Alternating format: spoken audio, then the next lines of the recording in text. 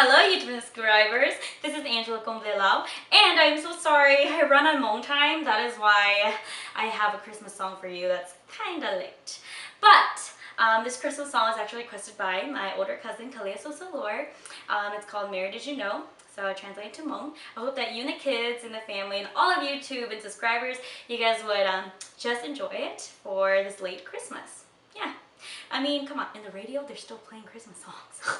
Anyways, but all of these right here are my mom's and they're kind of green, so I'm sorry. Let's add a little bit of red. There we go. No, that works. All right, here we go. Mary, did you know?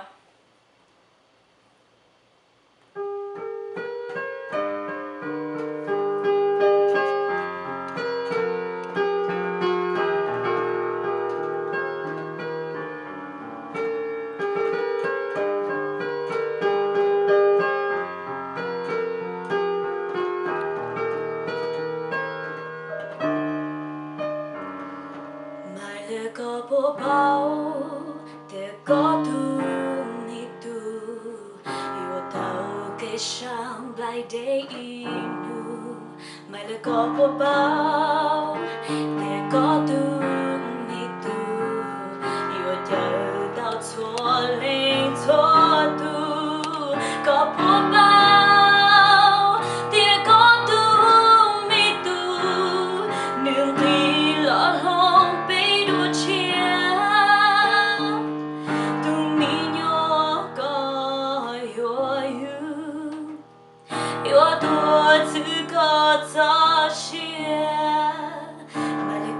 bao để có tu ni tu yêu khó tao tu nên đi mua mà để có bộ bao để có tu ni tu yêu chính tao để so na cho có bộ bao để có tu ni tu tao tao kinh cho đi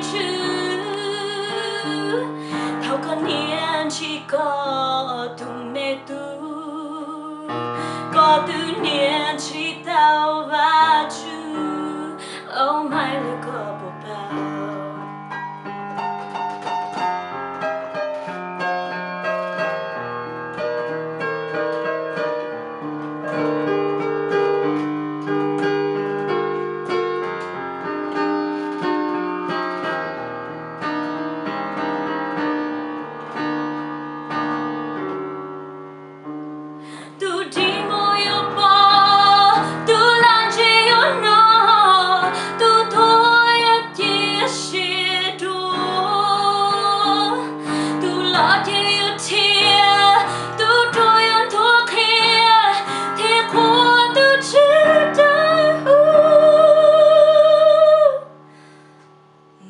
Có bộ bao để có tu ni tu yêu tu chừng đời chua lên chua tu mai để có bộ bao để có tu mẹ tu yêu cả tan cho lúc tan tu có bộ bao để có tu mẹ tu yêu tu ya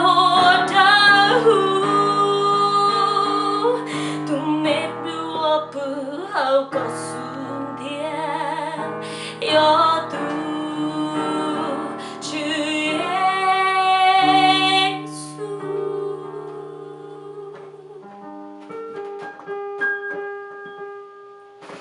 Merry Christmas!